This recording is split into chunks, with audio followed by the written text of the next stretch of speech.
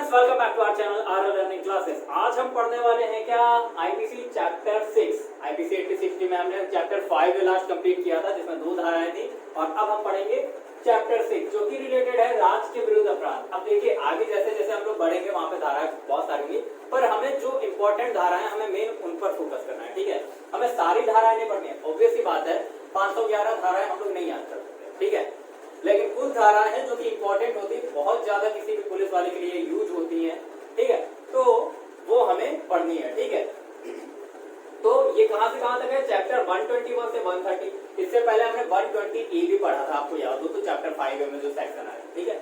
अब 120 से 130 हमारा क्या है? चैप्टर 6 है राज्य के विरुद्ध अपराध। ठीक है, इसमें देखिए हमारे पास 3 इंपॉर्टेंट सेक्शन है फिलहाल, 121, 121A और 124, 124A, मतलब 124A और 124 मैं एक ही मान रहा हूँ फिलहाल। तो वैसे 5 सेक्शन है हमारे, एक सेक्शन अभी और हम बताएंगे। तो सेक्शन 121 जो है वो किससे रिलेटेड है? भारत सरकार से युद्ध करना, प्रयत्न करना या दुष्प्रेरण करना।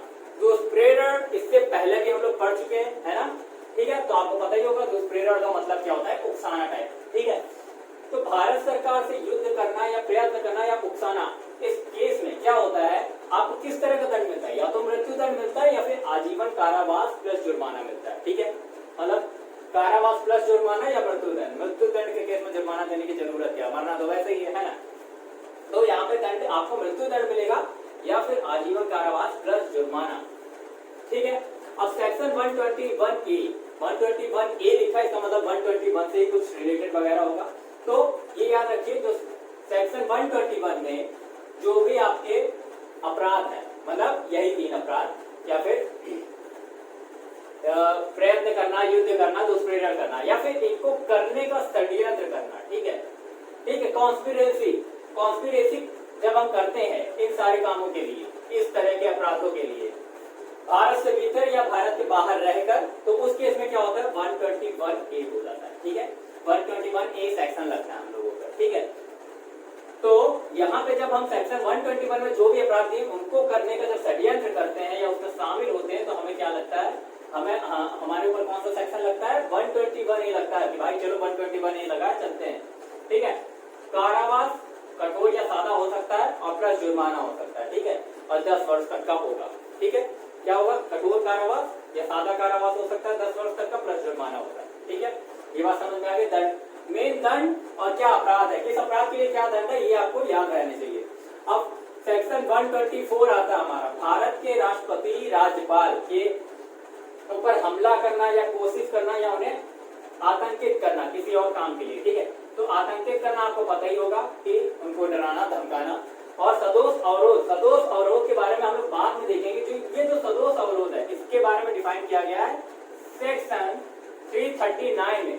ठीक है, 339 में आपको सेक्शन में डिफाइन किया गया है, वहां पर हम सदोष अवरोध पढ़ेंगे। ठीक है, तो इस केस में हमला करना या सदोष अवरोध करना या फिर आतंकित करना, इस केस में आपको क्या दंड मिलता है? 7 साल प्लस जुर्माना, या फिर दोनों में से एक भी मिल सकता है। ठीक है, तो ये आपका दंड हो गया इसका 124 का सेक्शन।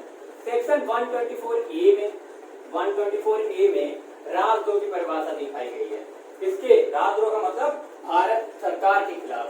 राजद्रोह का मतलब क्या होता है? भारत सरकार के खिलाफ क्या करना? बोलकर, लिखकर या संकेत करके उनके खिलाफ लोगों को भड़काना या फिर दंगे जैसी स्थिति उत्पन्न करना, या फिर जैसे घृणा और अवमानना करना, या फिर उसका प्रयत्न करना, घृणा उत्पन्न करना, या फिर उनका जो एक तिरस्कार करना, एक तरह से जैसे हम लोग घर में बैठे बोल देते ना सरकार, वो तो अलग बात है, लेकिन हम लोग उनके खिलाफ लोगों में हेट स्पीच नहीं कर सकते हैं। ठीक है, अप्रीति या प्रदीप्त करना, मतलब अप्रीति प्रदीप्त करना मतलब उनके खिलाफ हेट करना। ठीक है, हेट स्प्रेड करना। ज्यादातर हम लोग बोल कर, लिख कर, जैसे ट्विटर पे कोई लिख देता है अगर, तो अक्सर लोगों के ऊपर क्या हो जाता है? केस हो जाता है। अगर आप किसी के खिलाफ लिखते हैं तो वो चाहे तो आप पे केस कर सकता है। ठीक है, तो यहाँ पे 124A होता है राजद्रोह की परिभाषा। भारत सरकार के खिलाफ अगर आप ऐसा कुछ लिखते हैं तो वो क्या होता है? राजद्रोह होता है। ठीक है, ना आप बोल सकते हैं, ना आप लिख सकते हैं, ना आप संकेत करके ऐसा कर सकते हैं। ठीक है, इस केस में पकड़े जाने पर आपके ऊपर दंड क्या होता है? आजीवन कारावास प्लस जुर्माना, या फिर 3 वर्ष तक का कारावास प्लस जुर्माना। ठीक है, दोनों में से कुछ भी हो हजार लोगों को या फिर कितनी आपकी सजा है, ये उसके ऊपर डिपेंड है। ठीक है, तो ये हमारे 4 सेक्शन हो गए। एक सेक्शन और देख लेते हैं अभी हम लोग।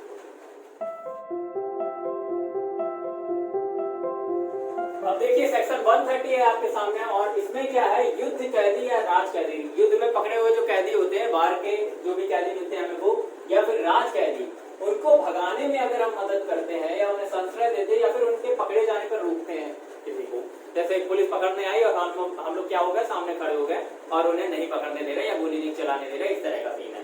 ठीक है, हम उन्हें भगाने में मदद करते हैं इनडायरेक्टली।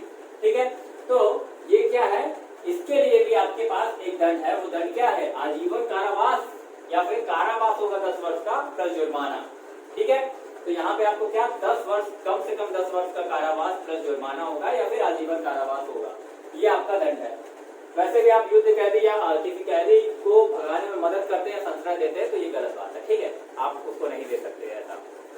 ठीक है, तो आई होप कि आपको ये समझ में आया सेक्शन। ठीक है, इसमें हमारे 5 इंपॉर्टेंट सेक्शन थे, 121, 121A, 124, 124A और 130। ठीक है, तो ये 5 सेक्शन हमारे इंपॉर्टेंट है। इसके बाद जो अगला चैप्टर है वो सेना के विरुद्ध अपराध से रिलेटेड है। ठीक है, चैप्टर कौन सा होगा, वो चैप्टर 7 होगा। ठीक है, तो आई होप कि आपको समझ में आओ। वीडियो अच्छी लगी हो तो वीडियो को लाइक